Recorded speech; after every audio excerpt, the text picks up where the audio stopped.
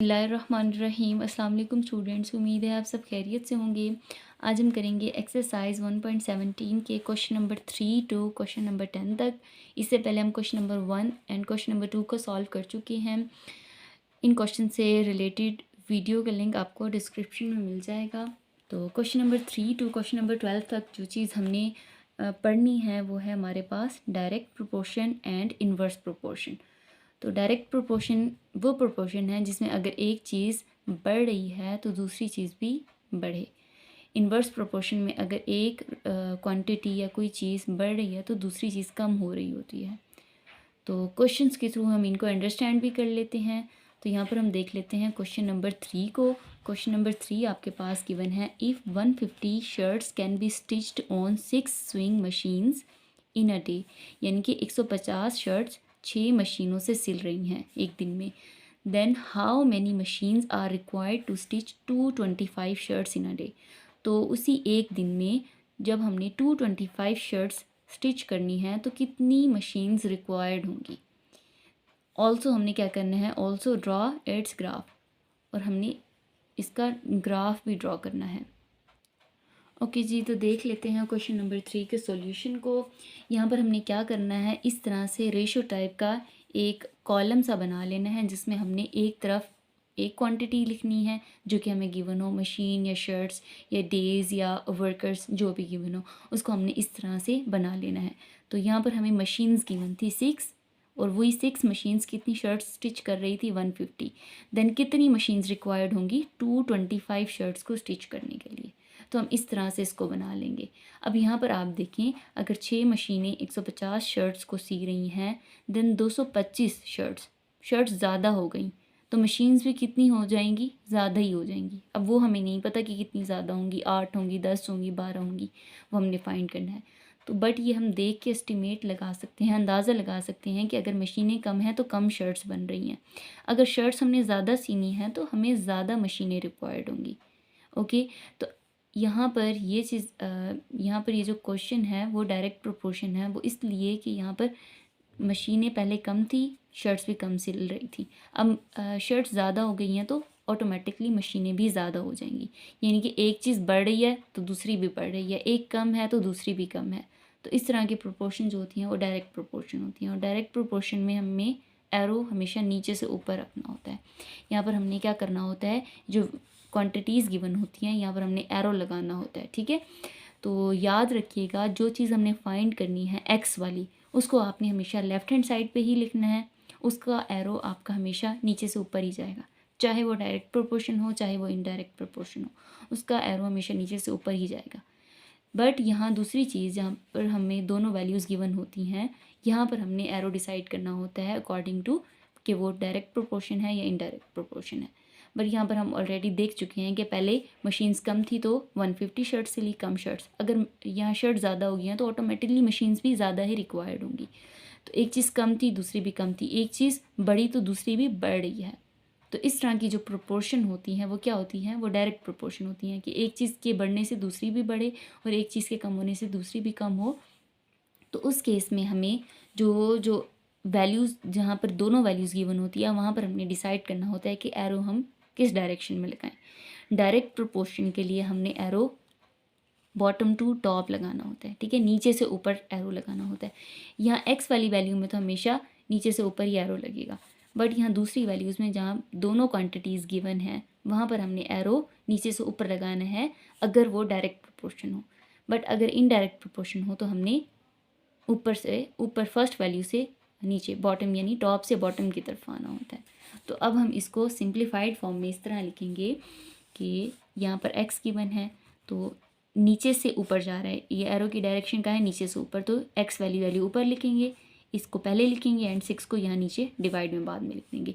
बीच में हमने क्या करना है, इक्वलिटी का साइन डालना है, ये भी नीचे से ऊपर जा रहा है यानी कि 225 को हमने ऊपर लिखना है डिवाइड के, एंड बाद में 150 है क्योंकि ये पहले वाली वैल्यू है, ये नीचे से ऊपर को जा रहा है, ये दूसरी बाद वाली वैल्यू है, तो ये बाद में यानी कि यहाँ डिवाइड के नीचे आ जाएगी। तो यहाँ तक हमने इसको सिंप्लीफाई कर लिया। अब हम क्या करेंगे, इस x को हमने फाइंड करना है, यानी कि कितनी मशीन्स रिक्वायर्ड होंगी 225 शर्ट्स को स्टिच करने के लिए। तो x को फाइंड करने के लिए हम x को यहीं रहने देंगे और ये जो 6 यहाँ x के नीचे डिवाइड हो रहा है ये इक्वालिटी के दूसरी तरफ ले जाएंगे। 6 यहाँ डिवाइड हो रहा है, यहाँ पर आके क्या हो जाएगा, मल्टीप्लाई हो जाएगा। तो हमने क्या करना है, इस 6 को यहाँ आके मल्टीप्लाई कर देना है। अब जो वैल्यूज़ आपस में कैंसिल हो रही है इन्हें आप कैंसिल कर दें। ये 2 के टेबल पर कैंसिल हो रहा है, 2 3 ज़ार 6, 2 7 ज़ार 14, 1 बच गया, 1 इधर चला गया, 2 5 ज़ार 10, क्योंकि ये 10 हो गया, 2 5 ज़ार 10। तो यहाँ पर आपके पास 225/75 आ जाएगा मल्टीप्लाई 3। अब आप देखिए, आप इसको 5 की टेबल पे भी काट सकते हैं। तो 5 की टेबल पर काटने से 2-3 स्टेप्स में ये कैंसिल होगा, बट हम डायरेक्टली क्या करते हैं, इसको 25 की टेबल पर काट देते हैं, वो ज़्यादा ईजी हो जाएगा। तो 25 3 ज़ार 75 एंड 25 9 ज़ार 225। तो इसको हमने 25 की टेबल पर कट कर दिया। तो यहाँ पर हमारे पास 9 × 3/3 आ गया। तो अब देखें ये 3 3 से कैंसिल हो रहा है, तो यहाँ पर हमारे पास क्या बच रहा है, सिर्फ 9, क्योंकि यहाँ पर 1 है, 9 × 1, सो 9 1 ज़ार 9। तो यहाँ पर हमारे पास x का आंसर आ गया है 9। x हमने क्या ऐड किया था कि कितनी मशीन्स रिक्वायर्ड होंगी 225 शर्ट्स स्टिच करने के लिए। तो 9 मशीन्स रिक्वायर्ड होंगी 225 शर्ट्स स्टिच करने के लिए। तो यहाँ पर हमारे पास कितनी मशीन्स आ गई हैं, 9 मशीन्स। अब हमने क्या करना था, इसका ग्राफ भी ड्रॉ करना था। तो हमने क्या किया, इस तरह से एक प्लेन टाइप ग्राफ ड्रॉ कर लिया, जिसमें हमने एक साइड पर शर्ट्स रखनी है और दूसरी साइड पर मशीन्स रखनी है। ये चीज़ आप जहन में रखेंगे कि जब आप ग्राफ ड्रॉ करेंगे तो आपने वैल्यूज़ में जो गैप है वो इक्वल रखना है। यहाँ पर 2 नंबर्स का गैप आ रहा है, 2 से 4, 4 से 6, 2 वैल्यूज़ के गैप के बाद ये वैल्यूज़ हमने मशीन की लिखी हैं। एंड यहाँ 50-50 के गैप के साथ, क्योंकि अगर हम इसको भी 2 के गैप से बनाने लगे तो हमारे पास कोई काफ़ी लंबा सा ग्राफ ड्रॉ हो जाएगा। ओके जी, तो यहाँ पर हमने ग्राफ ड्रॉ कर लिया है। अब हम देखते हैं इसको किस तरह ड्रॉ करना है। ओके, तो यहाँ पर हमारे पास क्या आ गया है, x 9 आ गया है। अब यहाँ पर हमारे पास x क्या आ गया है, 9 आ गया है। तो अगर 6 मशीन थी तो 150 शर्ट्स स्टिच हुई थी। तो इसको हम ग्राफ पे देख लेते हैं। मशीन्स यहाँ पर है हमारे पास गिवन, 6 मशीन्स थी, कितनी शर्ट्स स्टिच हुई, 6 मशीन से 150 यहाँ एग्जिस्ट कर रहा है। तो आपने क्या करना है, दोनों के इर्द गिर्द इस तरह डॉटेड लाइन डाल देनी है एंड यहाँ पर आके इसको आपने प्रोमिनेंट कर देना है कि 6 अगर मशीन्स थी तो 150 शर्ट्स स्टिच हुई। इस तरह 225 शर्ट्स थी, 225 200 एंड 250 के दरमियान यहाँ बीच में एग्जिस्ट करेगा, बीच में यहाँ 225 यहाँ कहीं होगा, ठीक है। तो यहाँ से हम 225 अगर शर्ट्स थी देन कितनी मशीन्स हमें रिक्वायर्ड थी, 9। तो 8 एंड 10 के दरमियान यहाँ 9 होगा। तो यहाँ से हम लेकर चलेंगे इसको, 9 मशीन्स ने कितनी शर्ट स्टिच की, 225। तो इस तरह से हमने इसका ग्राफ ड्रॉ कर लेना है। अब आपने क्या करना है, इन दोनों डॉट्स को आपस में इस तरह से मिला देना है। तो ये आपने ग्राफ भी ड्रॉ कर लिया है। ओके, क्वेश्चन नंबर 4 को देख लें। If the price of 12 eggs is ₹180, यानी कि 12 अंडों की कीमत अगर 180 रुपये है, then how many eggs can be bought with 270 rupees, then 270 रुपये में कितने एग्स ख़रीदे जा सकेंगे। एंड ऑल्सो हमने क्या करना है, ऑल्सो ड्रॉ इट्स ग्राफ भी ड्रॉ करना है। अगेन हम क्या करेंगे, जो वैल्यूज़ हमें गिवन है उन्हें हम इस तरह से ड्रॉ कर लेंगे, यानी कि जो चीज़ हमें फ़ाइंड करनी है, एग्स हमने फ़ाइंड करनी है कि 12 एग्स अगर 180 रुपीज़ में ख़रीदे जाते हैं, देन कितने एग्स ख़रीदे जाएंगे 270 रुपये में। तो हमने बेसिकली एग्स फाइंड करना था, तो एग्स को हमने हमेशा लेफ़्ट हैंड साइड पर लिखना है, यानी कि जो भी क्वांटिटी फाइंड करनी हो उसको हम लेफ़्ट हैंड साइड पर लिख लेंगे। ओके, तो उससे क्या होगा, जब हम इसको सिंप्लीफाई करेंगे तो यहाँ पर हमारे पास एक्स को हम लेफ़्ट पे ही रहने देंगे एंड बाकी जो क्वांटिटीज़ हैं वो राइट पे आ जाएंगी एंड इजीली हम एक्स को फाइंड करते चले जाएंगे। तो यहाँ पर हम क्या करेंगे, यहाँ पर आप देख लें, अगर 12 एक्स हैं तो 180 रुपीज़ लगे, अगर 270 रुपीज़ लगेंगे देन कितने एग्स आएंगे, जाहिर है ज़्यादा एग्स आएंगे, क्योंकि पैसे ज़्यादा हैं, ज़्यादा पैसे हैं तो ज़्यादा एग्स आएंगे। यहाँ थोड़े पैसे थे तो थोड़े एग्स आए, ठीक है। तो ये चीज़ बता रही है कि एक चीज़ कम थी तो दूसरी भी कम थी, एक चीज़ बड़ी तो दूसरी भी बढ़ेगी। अब ये नहीं पता कि कितनी बढ़ेगी, कितने अंडे आ सकते हैं, वो हमने फाइंड करना है। तो इस तरह की जो प्रोपोर्शन होती है वो डायरेक्ट प्रोपोर्शन होती है, एक चीज़ की एक क्वांटिटी के बढ़ने से दूसरी भी बढ़े और एक के कम होने से दूसरी भी कम हो। सो यहाँ पर भी डायरेक्ट प्रोपोर्शन है, डायरेक्ट प्रोपोर्शन में हम एरो बॉटम टू टॉप रखते हैं, ठीक है।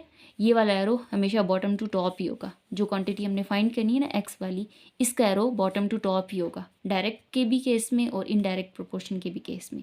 बट इसका हमने देखना है कि ये टॉप टू बॉटम होगा या बॉटम टू टॉप।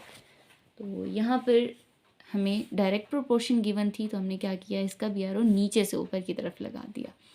तो यहाँ पर हम क्या करेंगे, अब इनको सिंप्लीफाई कर लेंगे। नीचे से ऊपर वैल्यू जा रही हैं तो हमने ये नीचे वाली वैल्यू को पहले लिखना है एंड ऊपर वाली वैल्यू को यहाँ डिवाइड के नीचे लिख लेना है। मिड में हमने दरमियान में इक्वलिटी का साइन डाल देना है एंड ये भी नीचे से ऊपर जा रहा है तो 270 ऊपर आ जाएगा डिवाइडेड बाय 180 नीचे आ जाएगा।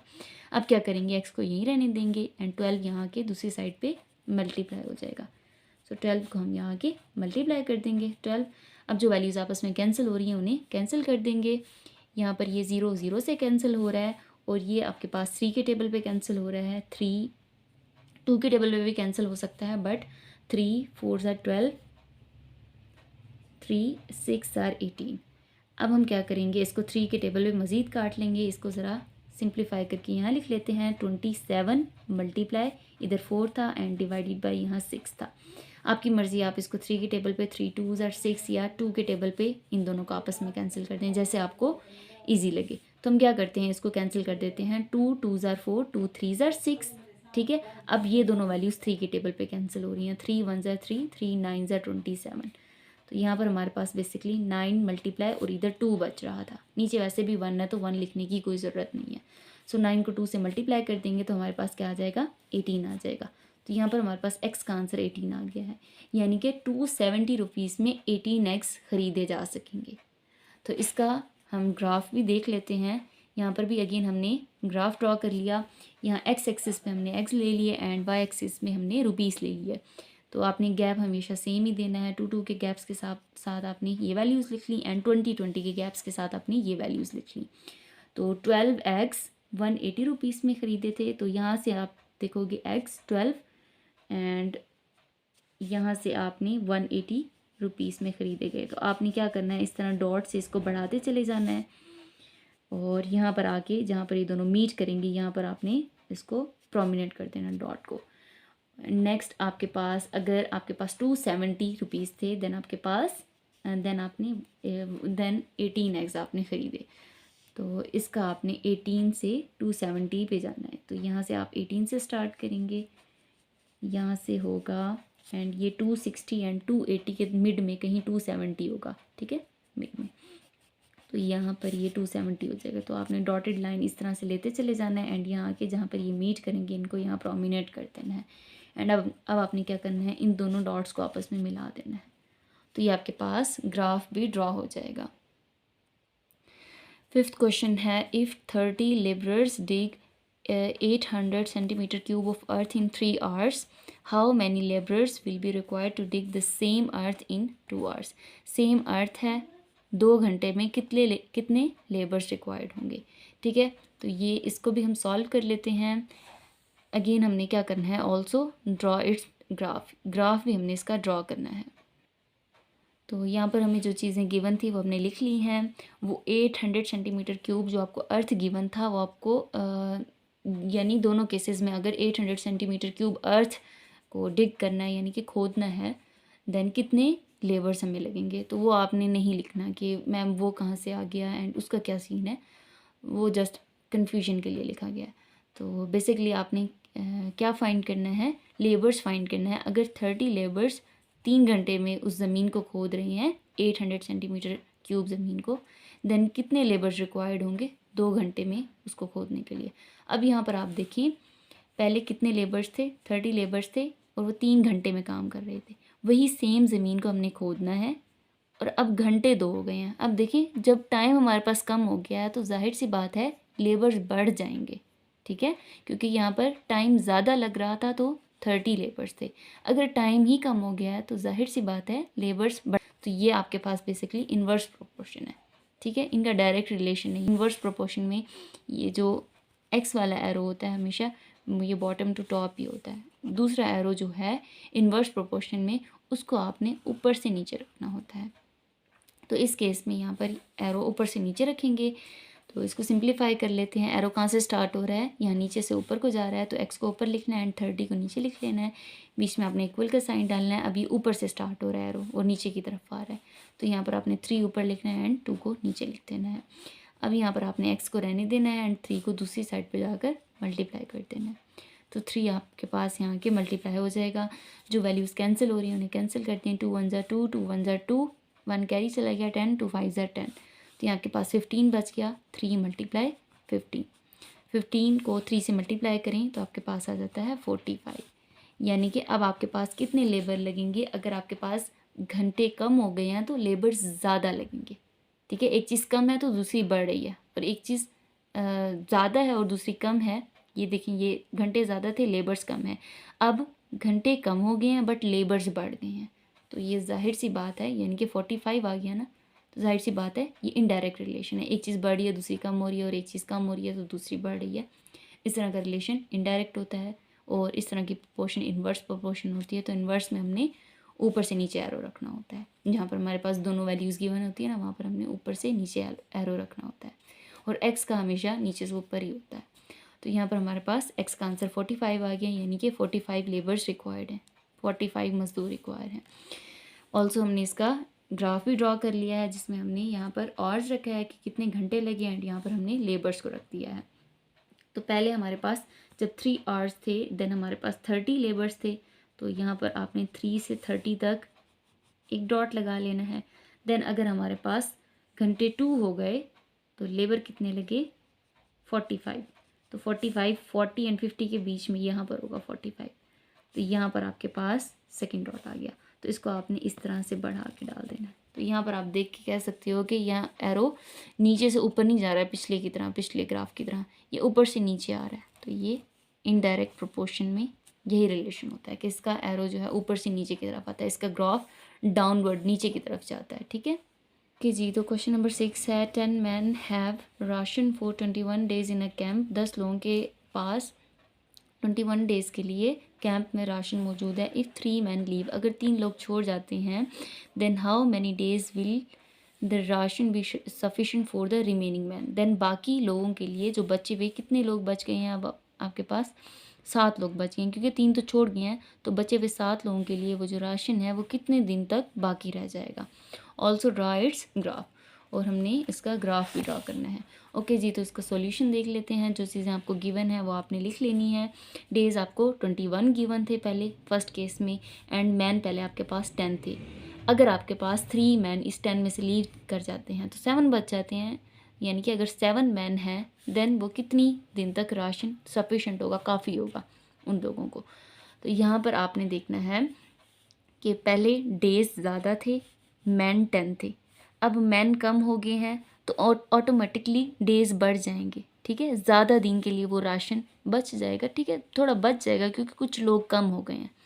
तो यहाँ पर भी आपके पास इनडायरेक्ट रिलेशन है। ठीक है, एक चीज़ पहले ज़्यादा थी, दूसरी कम थी। ठीक है, यहाँ सॉरी, एक चीज़ कम थी, 21 डेज़ हैं, और मैन आपके पास ज़्यादा थी। अब आपके पास मैन कम हो गए हैं, लोग कम हो गए हैं, देन वो राशन कितने दिन तक चलेगा, ज़्यादा दिन तक चलेगा। तो यानी कि एक चीज़ बढ़ रही हो और दूसरी कम हो, या एक चीज़ कम हो रही हो और दूसरी बढ़े, तो इस तरह का रिलेशन इनडायरेक्ट रिलेशन होता है। और इनडायरेक्ट रिलेशन में ये वाला एरो तो हमेशा नीचे से ऊपर ही जाता है, बट दूसरी साइड पे हमने क्या करना होता है, ऊपर से नीचे एरो लिखना होता है, जहाँ पर दोनों क्वांटिटीज़ गिवन होती हैं। तो इसका एरो जो है ऊपर से नीचे रखना है हमने। तो आप क्या करेंगे, एरो यहाँ से स्टार्ट हो रहा है x से, तो x/21 लिख देंगे, बीच में इक्वल का साइन डालेंगे। अब यहाँ एरो 10 से स्टार्ट हो रहा है और नीचे की तरफ जा रहा है, तो 10/7 कर देंगे। ओके, तो यहाँ पर क्या करेंगे, x को सेपरेट करने के लिए 21 को दूसरी साइड पे ले जाएंगे। 21 यहाँ के मल्टीप्लाई हो जाएगा। अब क्या करेंगे, जो वैल्यूज़ कैंसिल हो रही हैं उन्हें कैंसिल कर देंगे। 7 1 ज़र 7, 7 3 ज़र 21। अब 10 इस 3 से मल्टीप्लाई हो जाएगा, यानी 30 आ जाएगा। x हमारे पास आ गया 30, यानी कि 30 डेज़ के लिए हमारे पास वो राशन इनफ होगा, क्योंकि कुछ लोग जो हैं वो कैंप को छोड़ कर चले गए हैं, लीव कर गए हैं। देन हमारे पास ज़्यादा दिन के लिए वो राशन रिमेन बच जाएगा, ज़्यादा हो जाएगा। तो इस तरह का वैसे भी बेसिकली हम पहले भी देख चुके हैं कि इनडायरेक्ट रिलेशन था, और इनडायरेक्ट रिलेशन के लिए हमने एरोस इस तरह से रखे। तो आपके पास 30 डेज़ के लिए वो राशन सफिशेंट है। तो इसका ग्राफ भी ड्रॉ कर लेते हैं। यहाँ पर आप देख लें, हमने एक्सिस पर यानी कि हॉरिजेंटल एक्सिस पर हमने मैन रखा है एंड वर्टिकल एक्सिस पर हमने डेज़ को रखा है। ओके, तो अगर हमारे पास डेज़ 21 थे तो मैन 10 थे, मैन 10 थे एंड डेज़ हमारे पास कितने थे 21। 20 के ऊपर यहाँ पर होगा कहीं 21, यहाँ बिल्कुल स्टार्टिंग में। तो यहाँ मैन 10 थे एंड डेज़ आपके पास कितने थे 21। तो यहाँ से आपने डॉटेड लाइन दोनों से स्टार्ट करनी है एंड यहाँ पर आके जहाँ मीट करे इसको आपने डार्क कर देना है। एंड अगर हमारे पास मैन 7 हो जाते हैं देन हमारे पास राशन कितने दिन के लिए सफिशेंट है, देन 30 डेज़ के लिए। तो ये अगर 7 मैन हो जाते हैं देन राशन हमारे पास 30 डेज़ के लिए सफिशेंट था। तो ये 30 से 7 के दरमियान आपने यहाँ पर डॉट लगा दिया। अगेन आपके पास ये डाउनवर्ड आपके पास ग्राफ जा रहा है, तो ये भी आपके पास इनडायरेक्ट प्रोपोर्शन है, ये नीचे से ऊपर यहाँ ड्रॉ नहीं हो रहा। तो इस तरह का जो ग्राफ होता है आपके पास बेसिकली इन्वर्स प्रोपोर्शन के लिए होता है। 7 क्वेश्चन है, Shayan takes 200 steps for walking a distance of 160 metre. Shayan जो है 200 कदम चलता है और 160 मीटर्स का डिस्टेंस कवर करता है। Find the distance. अब हमने डिस्टेंस फाइंड करना है अगर वो 350 स्टेप्स चला है। यहाँ पर आपने ग्राफ नहीं ड्रा करना। ओके जी, तो देख लेते हैं जो चीज़ें हमें गिवन है उन्हें हमने लिख लिया। डिस्टेंस पहले 160 था, कितने स्टेप्स चलने पर 200 स्टेप्स चलने पर। अगर स्टेप्स बढ़ गए तो डिस्टेंस भी ज़ाहिर है बढ़ जाएगा। अगर आपने 10 कदम चला है और आप एक कमरे से दूसरे कमरे में गए हो, तो अगर आप 20 कदम चल लोगे तो ज़ाहिर आप थोड़ा ज़्यादा आगे निकल जाओगे, ठीक है। तो अगर आप 350 स्टेप चल रहे हो देन जाहिर सी बात है डिस्टेंस भी बढ़ गया। यानी कि पहले डिस्टेंस कम था, स्टेप भी कम थे। अगर स्टेप बढ़ गए हैं तो जाहिर सी बात है डिस्टेंस भी बढ़ेगा। तो एक चीज़ कम थी दूसरी भी कम थी, एक चीज़ बढ़ी तो दूसरी भी बढ़ी। तो इस तरह का रिलेशन डायरेक्ट होता है, तो ये डायरेक्ट प्रोपोर्शन है। डायरेक्ट प्रोपोर्शन में दोनों एरोज़ नीचे से ऊपर ही रखने हैं आपने। तो यहाँ पर आपने वैल्यूज़ अगेन एक्स से स्टार्ट हो रहा है तो एक्स से 160, एक्स डिवाइडेड बाय 160, बीच में इक्वल का साइन आएगा एंड यहाँ पर 350 डिवाइडेड बाय 200 आ जाएगा। अब आपने क्या करना है, 160 को दूसरी साइड पे ले जाना है, 350 डिवाइडेड बाय 200 एंड 160 यहाँ डिवाइड हो रहा था, दूसरी तरफ आके मल्टीप्लाई हो जाएगा। जो वैल्यूज़ आपस में कैंसिल हो रही हैं उन्हें कैंसिल कर दें, ये ज़ीरो से ये ज़ीरो कैंसिल एंड इस ज़ीरो से ये ज़ीरो कैंसिल। तो अब आपने क्या करना है, 2 1 ज़ा 2, 2 8 ज़ा 16, तो आपके पास यहाँ बच गया 35 मल्टीप्लाई 8। 35 को आपने 8 से मल्टीप्लाई कर देना है तो आपके पास आ जाएगा 8 5 ज़ा 40, ज़ीरो लगा 4 कैरी, 8 3 ज़ा 24, यहाँ आ जाएगा आपके पास 4 कैरी 28। तो x आपके पास आ जाएगा 28। यानी कि अगर 350 स्टेप्स वो चला शायान देन उसका डिस्टेंस कितना कवर, उसने कितना डिस्टेंस कवर किया 280 मीटर्स का। तो यहाँ आपके पास x का आंसर आ गया है 280। यहाँ आप मीटर्स भी लगा सकते हो। क्वेश्चन नंबर 8 है, इन 25 minutes a train travels 200 kilometre, how for will it travel in 5 minutes.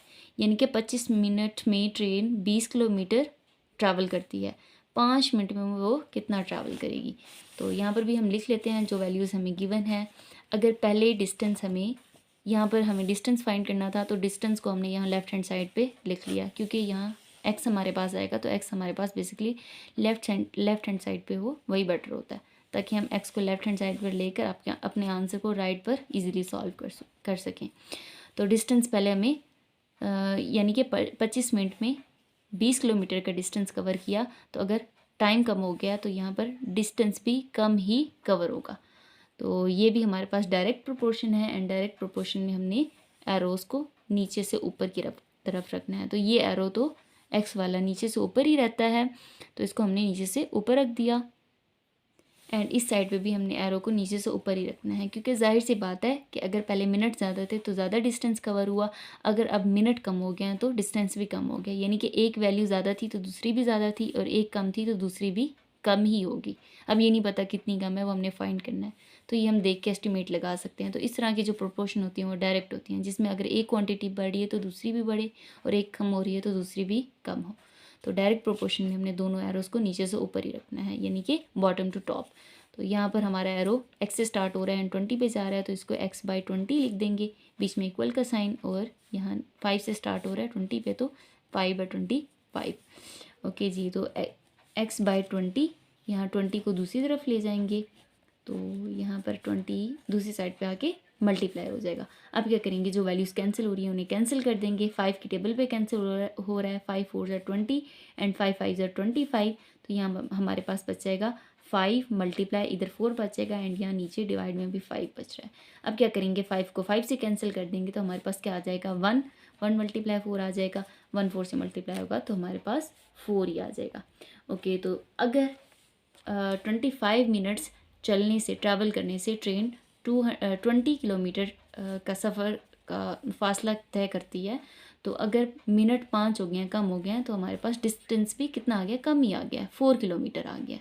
तो यहाँ पर हमारे पास x आ गया है 4, आप किलोमीटर्स लगाते हैं 4 किलोमीटर्स। ओके जी, तो x का आंसर आपके पास आ गया है 4 किलोमीटर्स।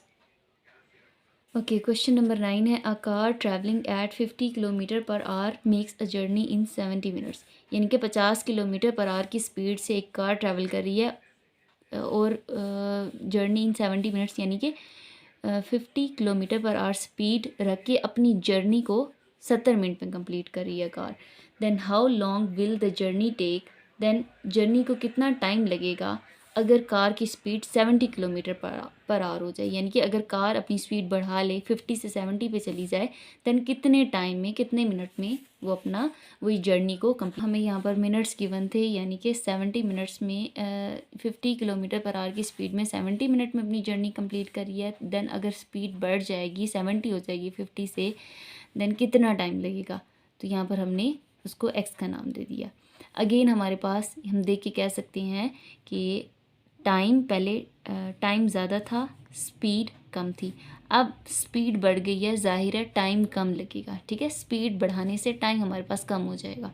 तो यहाँ पर भी ऐसे है कि पहले स्पीड कम थी और मिनट ज़्यादा थे, अब स्पीड ज़्यादा बढ़ गई है, तो जाहिर सी बात है मिनट्स कम हो जाएंगे। अब वो नहीं पता कि कितने कम होंगे, वो हमने फाइंड करना है। तो यानी कि अगर एक क्वांटिटी कम थी और दूसरी ज़्यादा थी, या अगर एक ज़्यादा थी और दूसरी कम हो गई है, तो इस तरह का जो रिलेशन है वो इनडायरेक्ट या इन्वर्स रिलेशन होता है। और इन्वर्स रिलेशन में हमने एरो जो है ऊपर से नीचे की तरफ रखना है।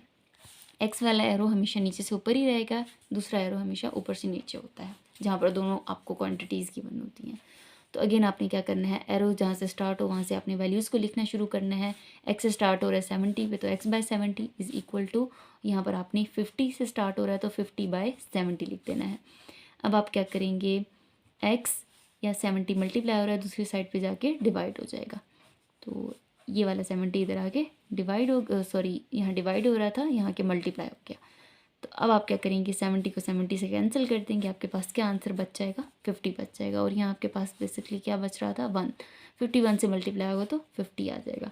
तो अगर कार ने अपनी स्पीड बढ़ा के 50 से 70 की, 70 किलोमीटर पर आवर की, देन उसने कितने मिनट में ट्रैवल किया, डिस्टेंस कवर किया 50 मिनट में। तो पहले मिनट ज़्यादा थे, स्पीड कम थी, बाद में जब उसकी स्पीड बढ़ी तो मिनट्स कम हो गए। तो ये हम देख के भी कह सकते थे कि इन्वर्स प्रोपोर्शन है, और इसके आंसर भी हमने फाइंड कर लिया कि 50 मिनट्स में वो अब अपना ट्रैवल कंप्लीट करेगी। तो आपके पास एक्स का आंसर आ गया है 50। क्वेश्चन नंबर 10 है, a bag of 10 kg potatoes last for a week with a family of 7 people. यानी कि 7 लोगों के लिए एक हफ्ता चलते हैं 10 किलो पोटैटोज़। ठीक है, assuming all eat the same amount. अगर आप अज्यूम करेंगे सारे एक ही अमाउंट में खा रहे हैं, कि अगर रोज़ाना हर बंदा एक एक पोटैटो खा रहा है, इतना अज्यूम कर लें, ये नहीं कि एक एक खा रहा है दूसरा 2 खा रहा है, आप इस तरह अज्यूम कर लें कि सब सेम अमाउंट में खा रहे हैं। Then how long will the potatoes last if there are only 2 in the family. अगर फैमिली में 2 लोग हों, देन कितने टाइम तक पोटैटोज़ चलेंगे। तो ये जो 10 kg पोटैटोज़ है, ये कन्फ्यूजन के लिए दिया गया है। ठीक है, आपने 10 kg पोटैटोज़ को नहीं लेना, आपने लेना है कि टाइम आपको कितना गिवन है, 1 वीक का गिवन है, एंड कितने लोग हैं 7, बाद में लोग कितने हो गए 2, और कितने टाइम वो वही सेम पोटैटो चलेंगी वो आपने फाइंड करना है, यानी कि टाइम फाइंड करना है। पहले तो 1 वीक था 7 लोगों के लिए, बाद में जब लोग 2 हो गए, देन कितने वीक चलेगा। ओके जी, तो इसको भी सॉल्व कर लेते हैं। 1 वीक 7 लोगों के लिए 1 वीक पोटैटो चले, तो अगर लोग 2 रह गए, देन कितने टाइम वो पोटैटो चलेंगे। तो जाहिर सी बात है, अगर लोग पहले ज़्यादा थे 1 वीक चला, अगर अब यहाँ लोग कम हो गए हैं, खाने वाले कम हो गए हैं, तो जाहिर सी बात है सामान बच जाएगा और वो ज़्यादा टाइम तक चलेगा। तो यहाँ पर ये क्वांटिटी कम थी, यहाँ पर ये सॉरी यहाँ पर ये लोग ज़्यादा थे, वीक यानी एक वीक कम थे। अगर लोग कम हुए हैं तो जाहिर सी बात है टाइम बढ़ जाएगा। तो इस तरह के प्रोपोर्शन इन्वर्स प्रोपोर्शन होती है, और इन्वर्स प्रोपोर्शन में हमने एरो को ऊपर से नीचे रखना होता है, एंड ये वाला एरो हमेशा नीचे से ऊपर ही रहता है। एक्स वाला जहाँ हमने एक्स फाइंड करना होता है वो हमेशा नीचे से ऊपर ही रखना है। तो यहाँ एक्स से स्टार्ट हो रहा है, एक्स बाय आपने इसको 1 ही लेना है। टाइम को आपने डेज़ में कन्वर्ट नहीं करना, वीक में ही रहने देना है, ताकि बाद में आपके पास जब टाइम अगेन आप निकालोगे एक्स इस वैल्यू के लिए 2 लोगों के लिए, जब अगेन आप टाइम निकालोगे कि कितने टाइम तक चलते हैं, तो वो भी आपके पास वीक में ही आएगा। तो आपने इसको 1 ही रहने देना है, 1 वीक। तो X by 1 divided by sorry is equal to यहाँ 7/2 लिखेंगे, क्योंकि ये 7 से स्टार्ट हो रहा है एंड 2 पे जा रहा है। ठीक है, तो यहाँ पर 1 डिवाइड हो रहा था, इक्वलिटी की दूसरी साइड पे आके मल्टीप्लाई हो जाएगा 1 इधर। तो 1 जब मल्टीप्लाई होगा तो 1 वैसे भी वैल्यू से मल्टीप्लाई होकर वैल्यू एज इट इज़ आ जाती है, 1 7 ज़ार 7 ही आ जाएगा अगेन। तो अब आप क्या करेंगे, 7 को 2 पे डिवाइड कर देंगे, आपके पास आंसर आ जाएगा 3.5। ठीक है, एक्स का आंसर आ गया 3.5 वीक्स, यानी कि 3.5 हफ्ते चलेंगे वही सेम पोटैटोज़। तो यहाँ पर जो आपके पास टाइम आया है वो भी वीक में ही आया है, क्योंकि पहले भी आपने टाइम क्या लिया था, वीक में लिया था। तो यहाँ पर आपके पास 3.5 वीक्स में वीक्स तक वही 10 kgs पोटैटो चलेंगे। ओके जी, तो इसके भी ग्राफ को देख लें। आपने यहाँ पर वर्टिकल एक्सिस पर लोग ले लिया है, पीपल ले लिया, एंड हॉरिजॉन्टल एक्सिस पर आपने टाइम ले लिया है इन वीक्स। तो पहले जब 1 वीक था देन कितने लोग थे फैमिली के, 1 वीक के लिए आपके पास 7 लोग थे। तो आपने 1 से लेकर 7 पीपल पे यहाँ पर इसको यहाँ पर मार्क कर देना है, 7 से लेकर 1 तक। यहाँ आपने डॉट्स से मार्क करते चले जाना है, एंड जहाँ पर ये मीट करें वहाँ पर आपने इस तरह से इसको गहरा कर देना है। ठीक है, प्रोमिनेंट कर देना है। देन अगर आपके पास लोग 2 हो गए, ठीक है 2 लोग हो गए, देन वो कितने टाइम तक पोटैटोज़ चलेंगे, 3.5 तक। 3 एंड 4 के मिड में 3.5 होता है। तो ये 2 लोग थे तो 3.5 वीक्स तक चले। तो यहाँ पर आपके पास नेक्स्ट डॉट आ जाएगा। अब आप क्या करेंगे, इन दोनों डॉट्स को इस तरह से स्केल से मिला लेंगे। तो ये आपके पास शो कर रहा है इनडायरेक्ट प्रोपोर्शन को। तो इसका आंसर आपके पास, तो ये आपके पास बेसिकली ग्राफ है उसका। ओके जी, तो आज हमने किया एक्सरसाइज 1.17 के question number 3 to question number 10 तक। ठीक है, उम्मीद है आपको क्वेश्चंस की समझ में आई होगी। क्वेश्चंस की समझ में आई है, वीडियो पसंद आई है तो वीडियो को लाइक कर दें, अपने दोस्तों के साथ शेयर करें, मेरे चैनल को सब्सक्राइब करें। ओके जी, अल्लाह हाफिज़।